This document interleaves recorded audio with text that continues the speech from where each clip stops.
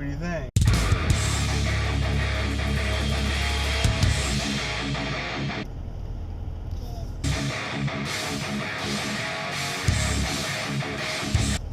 Good.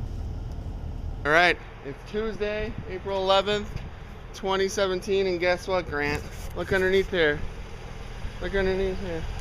Look at no leak. Nothing's dripping out of there. All the work that Daddy did, all that work that we did, we fixed it. We fixed it. All right, let's try this again. So the camera would not save that clip. That was about a 6-minute clip. Damn. So this guy's monster truck has a sticker on the back and it says Union Money. It's an expensive truck. So, anyway, the clip earlier was about my car not having any leaks underneath of it. And I can't explain how surreal that is. I mean, yes, that's normal, like a car shouldn't leak, but almost basically ever since I've owned the car, it has leaked something at some point. So when I first got it, it was leaking power steering fluid, but I had no clue what or where it was leaking. Like, I didn't even know it was power steering fluid. Pretty certain that my power steering pump had been leaking from day one. So I addressed that when I just pulled the engine and trans. I replaced that pump. But then about 2 years ago, I only had the car like 4 or 5 months. I did the timing service. So I replaced the timing belt, the water pump, the thermostat, all that stuff. And after I did that work, the car had a slight coolant leak, like very minuscule coolant leak, and it was annoying as fuck. So I did all that work to fix some issues, and then it still had a coolant leak. It was so stupid.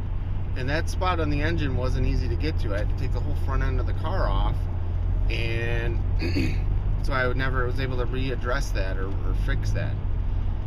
So I fixed that issue too. And what else?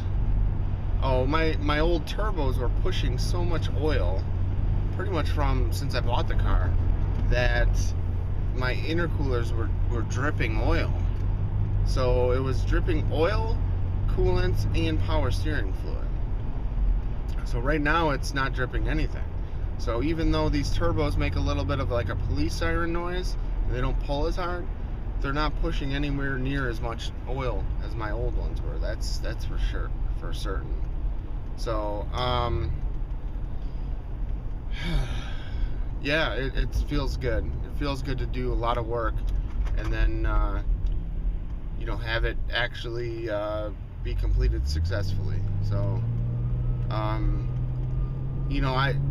working on this car as much as I do, I'm starting to see how shops seemingly mess stuff up, because you'll bring your car in and you'll pay them to do some work or whatever, but then something else goes wrong.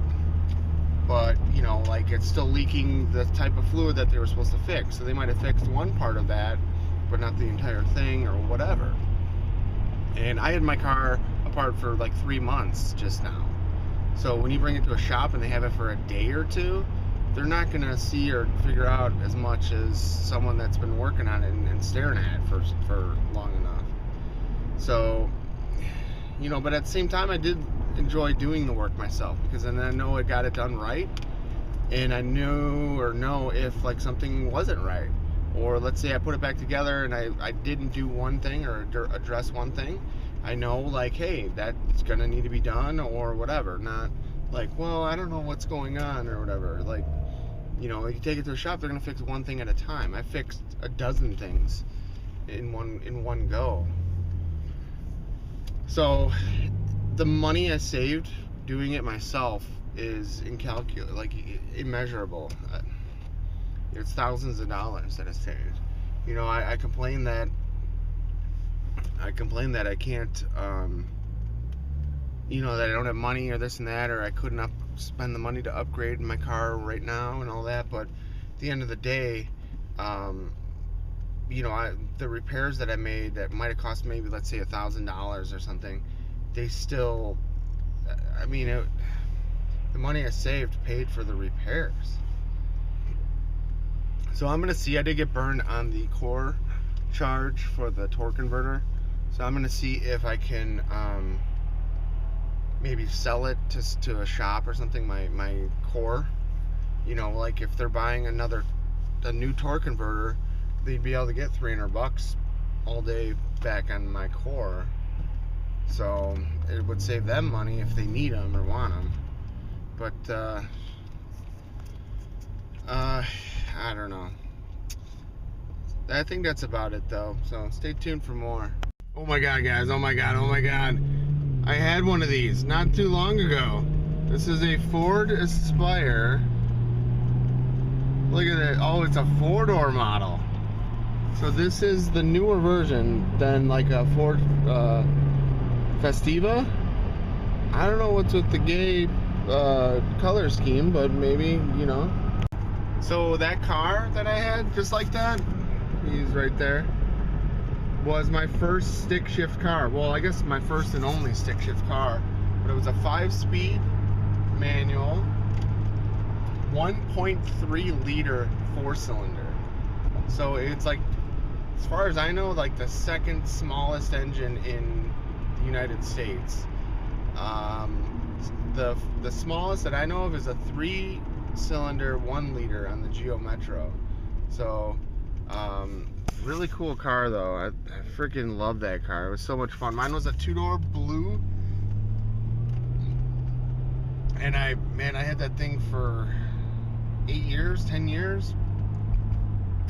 I got it when I was in college. No, not 10 years. Maybe. So that car is kind of the reason why I bought this Audi. You know, when I had that car and I bitched about how slow it was, how janky it was and all that, and everyone was like, oh, well, when you're older and whatever, then you can get whatever you want and all that. And that's why I'm with this Audi. Yeah, this Audi is not practical, it's not reasonable, it's totally illogical. You know, running premium gas on a daily driver that gets, like, you can see down there it says 80. That's how many miles that I have left, and I have a quarter tank. So I get like just over 200 miles on a tank. So I gotta fill this bitch up like 3 times a week practically with premium gas. So my Audi is almost like a car payment. So that Ford Aspire, that allowed me to save a lot of money by owning that. You know, it got like 45 miles or 15 miles of the gallon. It was just completely ridiculous. Repairs cost like $30 or whatever. It was so inexpensive. But it's a fucking death trap. I mean, you know, it was mine was a 97, which was the last year of the Ford Aspires. And it had, I think it had OBD2. And yeah, oh man, your car brought back so many memories. But I used to wrench on that car, kind of, and kind of got me by. So the story is, when I was in college, I had bought from my girlfriend at the time. Her uncle owned I think it was an '84 Pontiac Grand Prix. So it was a G-body, rear-wheel drive, and it came with a Chevy. Even though it was a Pontiac, it came with a Chevy 305 engine in it. And this thing was mint. He was the original owner. Unreal. Well, you know, I begged my parents to let me get a second car. Like, I bought it for sure. I got a killer deal. They would not let me own 2 cars. Their solution was for me to bring or not have a car at all at college. So it was either not have a car at all or drive my mint condition G-body in like 2003 or whatever into the heart of downtown Milwaukee. Well, as you can guess, the bastard got stolen. So I lost my car. I'd spent all my money on the car to buy it. So I didn't really have much money to go with. And someone local was selling one of those blue 5-speed 2-door 1997 Ford Aspire for like 600 or 800 bucks. And you gotta think, this car wasn't even 10 years old. So it was still, you know, it needed brakes. So I bought it on like a Wednesday or something. Thursday I put like all new brakes on the thing. And then like Friday I drove it back to Milwaukee during rush hour. I never driven stick before. So I pretty much taught myself how to drive stick. And it was awesome. And that car, you know, got beat up and all that in college and stuff, dented. But man, that thing was so fun. So I had my car computer stuff in it and all that. It was crazy. I was nuts about that car. So yeah, it's just so funny seeing this guy driving around in this thing. But it was what it was, you know. I had dreams at one point of putting like a turbo 4-cylinder in the thing from a different car, and it would be fast as shit and whatever. But man, that thing was such a rattle can. That Ford Aspire straight up reminds me of like riding in an Evo or WRX. Bumpy, loud, rattles.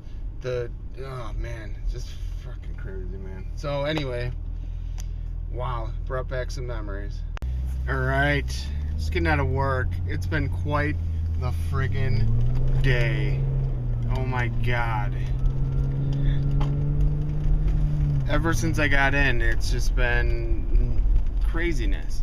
So this morning, they found out that an appliance was basically dead. And most likely it was dead, or it's been dead since Sunday. I'm guessing, I don't know that for sure. But absolutely incredible. So we had to move the connection over to a backup appliance, and we got everything working, but then it was like, it was coming up and down, it was bouncing and stuff. Absolutely bonkers. So I was dealing with that. That's a production issue. Like, all of our systems were down pertaining to that. And then I had another guy that had emailed me about some connections, some server connections, patch cables that I had installed. And so yeah, so the guy messaged me or sent me an email yesterday at like 4:15 p.m. end of the day. I didn't get to it. This morning I'm putting out the issue, the fire with the other issue basically, and he messages me and he's like, hey, can you let me know if you got my email and when you'll do this or something? I'm like, hey, no problem. I'm like, I'm just, you know, busy working on a production issue, putting out a fire right now. He's like, okay, no worries. So then, you know, he responds back. So a little bit later I sent him a message that said, hey, can you give me a call on my cell, because I wanted to talk to him and sort this out. So instead of calling me, he sends me a couple emails with some details of what he needs done or changed or tweaked or whatever. Then he doesn't copy his boss on any of those emails.